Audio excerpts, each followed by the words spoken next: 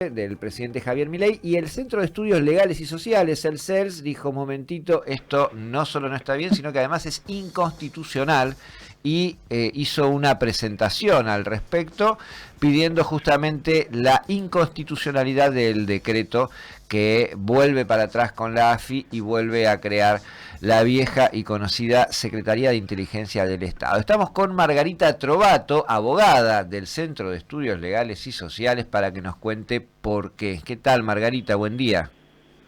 ¿Qué tal, Facundo, Pablo? ¿Cómo andan?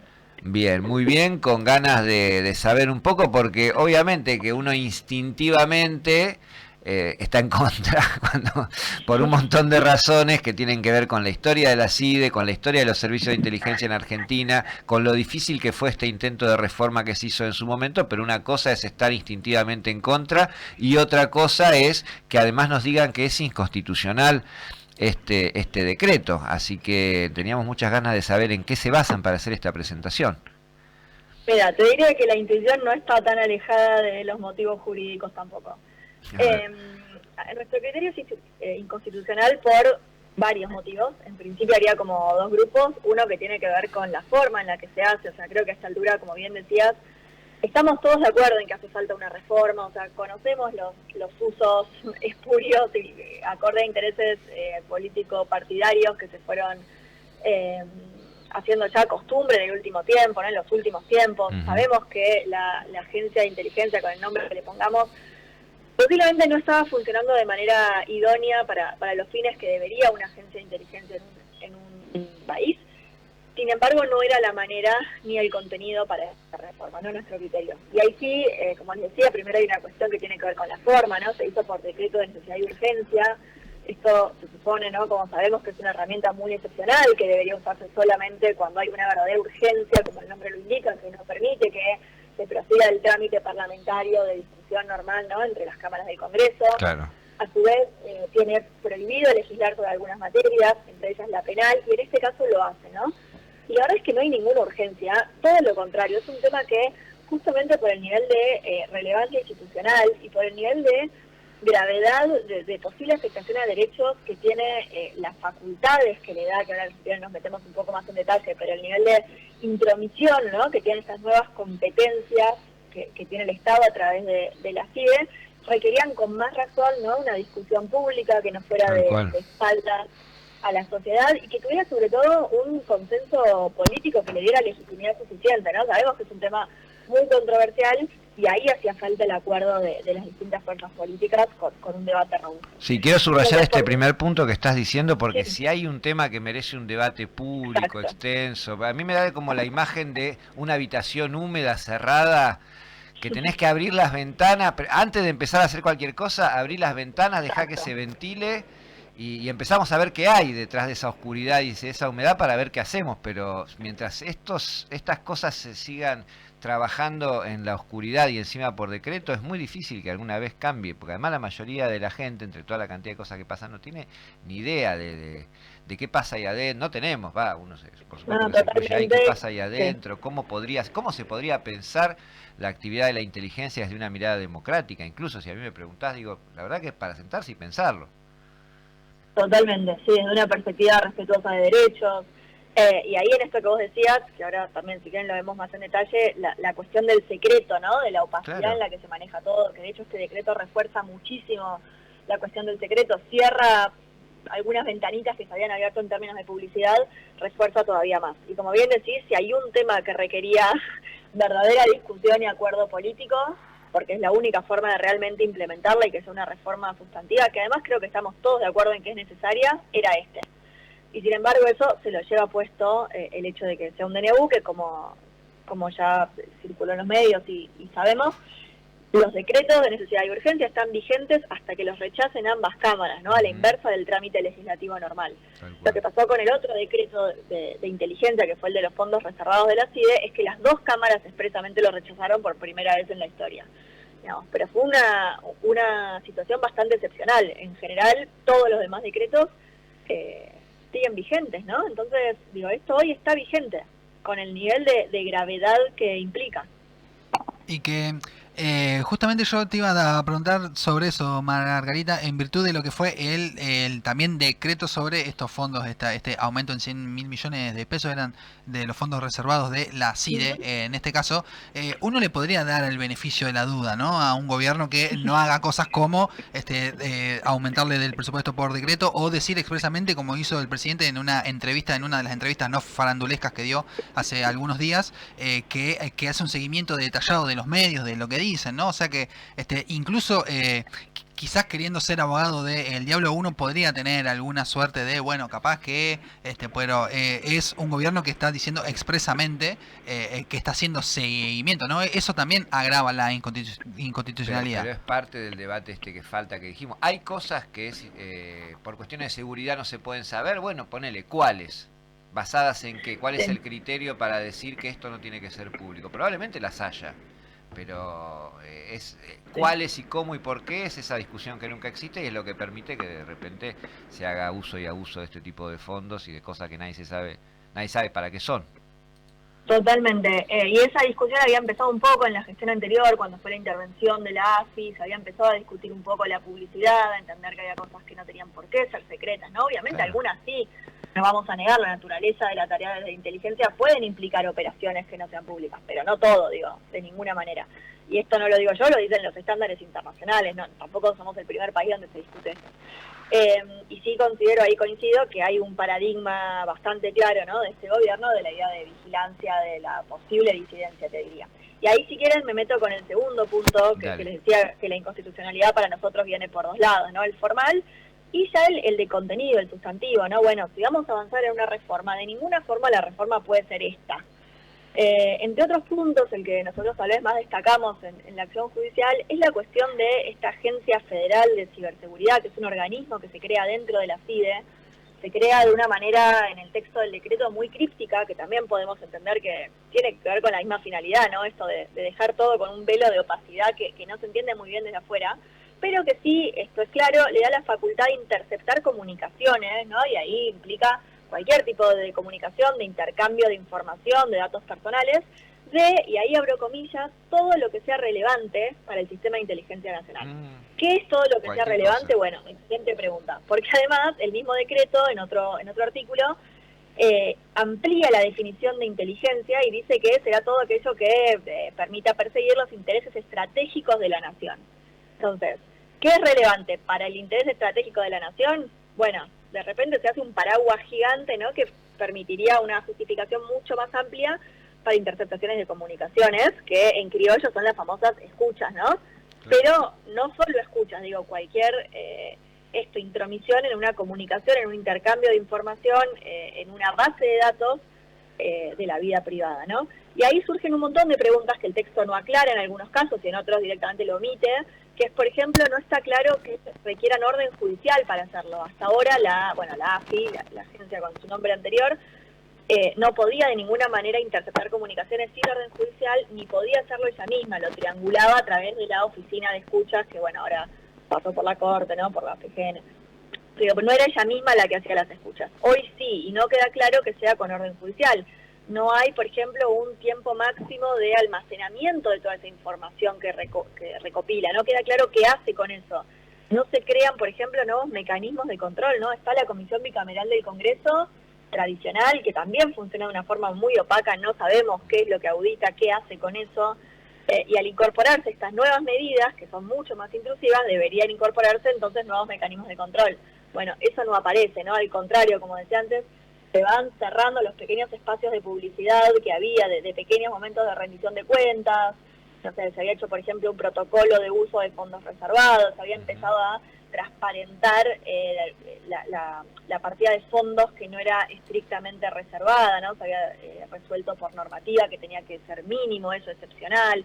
Bueno, pequeñas cositas, ¿no? Había más información que se consideraba pública según la norma. Todo eso se fue cerrando, a la vez que se fue acrecentando mucho, como decía, a través de esta agencia, por ejemplo, las facultades de vigilancia, y de vigilancia masiva, ¿no? Porque lo cierto es que no exige que sea sobre una hipótesis criminal, sobre una persona, sobre un grupo en particular, ¿no? Admite hacerlo, porque no plantea nada en contrario, sobre toda la sociedad. Es decir, si se puede interceptar la comunicación de cualquier cosa que sea relevante, bueno, ¿para quién es relevante? ¿Cómo? ¿Cuándo? ¿De qué manera se hace? ¿Quién lo supervisa? ¿Hasta cuándo? Bueno. Podría decir, por ejemplo, los comedores que estos comedores que quieren auditar y por los cuales supuestamente no entregan los 5 millones de kilos de alimento, ¿no?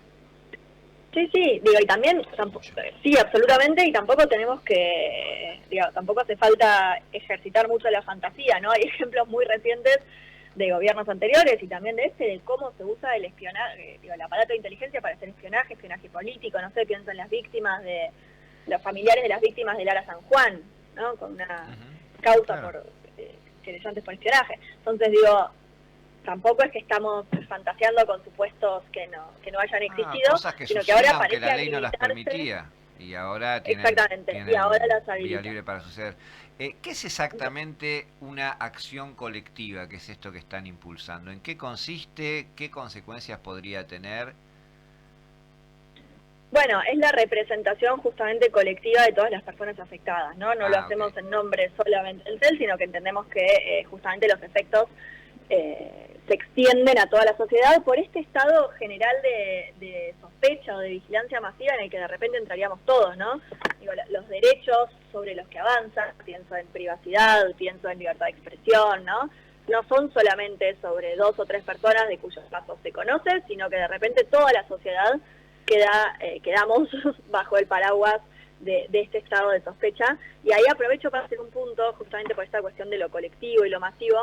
Si vamos al derecho internacional, Naciones Unidas, Sistema Interamericano de Derechos Humanos, ¿no? Los relatores, son muy claros en que la vigilancia masiva, esta idea del Estado desplegando sus atribuciones, y ahora, por supuesto, a través de medios tecnológicos, a toda la sociedad, es absolutamente desproporcionado. O sea, el fin puede llegar a ser legítimo, pero de ninguna manera es una forma proporcionada e idónea para llegar a ese fin, tener a toda la sociedad en este estado de sospecha. Y entonces lo que dicen es, directamente debería estar prohibido. O sea, es contrario al derecho internacional pretender avanzar en una vigilancia masiva y absoluta. Y ahí dicen, bueno, si esto fuera indispensable hacerlo, tenemos que agravar, ¿no? Lo que se dice un deber agravado, de control y de rendición de cuentas. Debería ser muy acotado y debería tener controles mucho mayores. Cuestión que en este caso no sucede, sino todo lo contrario, ¿no? Se blinda cada vez más. Margarita, acá veo que la presentación está en el Juzgado Contencioso Administrativo número 3 del juez Carrillo. ¿Tiene algún plazo la justicia para expedirse o puede quedar durmiendo esta presentación? Hola, no perdón, sé si... te dejé de escuchar, llegué hasta el Juzgado 3. La pregunta era si tiene algún plazo la justicia para expedirse o puede quedar durmiendo esta presentación, es decir, qué tan condicionado está el juez en este caso para brindar una respuesta a este pedido que han hecho. No, los plazos están previstos, tiene su trámite ordinario, pasará al fiscal, pero está previsto el proceso judicial, de ninguna forma en términos normativos debería poder dormirlo. De ahí a lo que suceda realmente y a las posibles, ¿no?, maniobras procesales para dilatar que puede hacer también el Estado cuando le corran vista para su defensa, bueno, sí, ahí veremos, ¿no? Siempre hay vericuetos, pero en términos normativos no hay margen para dormir. Y en caso de avanzar y de tener una respuesta favorable, ¿debería retrotraerse al momento anterior al decreto? ¿Cuál sería el efecto?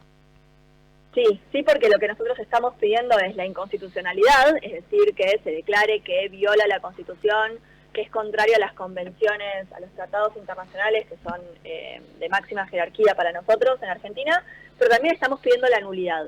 Y la nulidad, bueno, no me voy a meter ahí en abogada, pero básicamente lo que hace es retrotraer los efectos al momento cero. No es como si nunca hubiera existido. No es que deja de existir desde el momento en el que se considera inconstitucional, sino que se declara que fue nulo desde el principio y entonces, supondríamos, los efectos también deberían retrotraer. Y a la vez el decreto no está ratificado. O sea, podría pasar en el medio que alguna de las cámaras rechace el decreto también. Sí, debería pasar que las dos cámaras lo rechacen. Lo tienen que rechazar las dos, claro. Sí, claro. No, por eso el trámite es bastante complejo entender. Pero también podemos pensar que originalmente estaba previsto un trámite así, pensando en que el DNU realmente era una herramienta de máxima urgencia, ¿no? Muy excepcional para, no sé, momentos de catástrofes naturales en las que el Congreso no se podía reunir y entonces tenía sentido que esto tuviera vigencia. Hoy en día, de hecho, se está discutiendo la modificación de la ley de DNU porque bueno, entendemos que tiene varios problemas que sea así el trámite.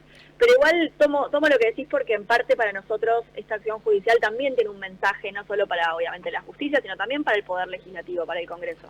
Un poco pasaron varios meses que nos tomamos también para estudiar en detalle y vemos también obviamente cómo las voluntades políticas, las correlaciones de fuerzas van cambiando y parecería que este decreto ya pasó por el Congreso, ¿no? Como pasó el momento. Así como se pudo rechazar el de fondos reservados, parecería que no hay intención de tratarlo, por lo menos por ahora.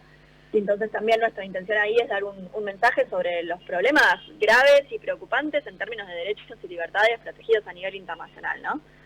Ahí como una llamada también al Congreso a volver a tomar un tema tan relevante institucionalmente y a dar la discusión como corresponde. Y abre también la puerta, en caso de que prospere, a una futura y posible judicialización, ¿no?, de los responsables de este decreto que entenderíamos, según los argumentos de la justicia, es inconstitucional. Bueno, ahí habría que verlo. No sé, no me quiero anticipar, habría que ver si hay algún incumplimiento de deberes de funcionario público por haberlo hecho. Me parece que es otro capítulo. Habrá que esperar entonces que primero trascienda esta denuncia entonces que pide que derogue por inconstitucional el decreto que refunda, ¿no?, los sótanos de la democracia, como bien decía, nombró alguna vez algún presidente de la ex Agencia Federal de Inteligencia, hoy Secretaría de Inteligencia del Estado. Margarita, te queremos agradecer enormemente por el tiempo compartido aquí para Clase Turista y seguiremos al tanto entonces de cómo continúa la situación. Dale, gracias a ustedes por el espacio. Abrazo grande, muchísimas gracias. Un abrazo. Buena mañana. Bueno, ahí pasaba entonces Margarita Trovato, abogada del Centro de Estudios Legales y Sociales. Es un cachivache tan, pero tan grande lo que están haciendo. Y esto del decreto que ya está vigente, o sea, desde el momento que sacan el decreto ya está funcionando esta nueva CIDE con sus 4 agencias autónomas. Nos concentramos recién en la Agencia Federal de Ciberseguridad, que es la que tiene la capacidad de interceptar cualquier comunicación que se le cante por cualquier razón que considere relevante. Pero vos tenés, por ejemplo, la Agencia de Seguridad Nacional, que era la ex Dirección Operacional del Interior, que también la habilitaron. Pusieron ahí al frente a un hombre de Jesús Cariglino, el ex intendente de San Miguel. Los tipos hasta le pusieron el águila.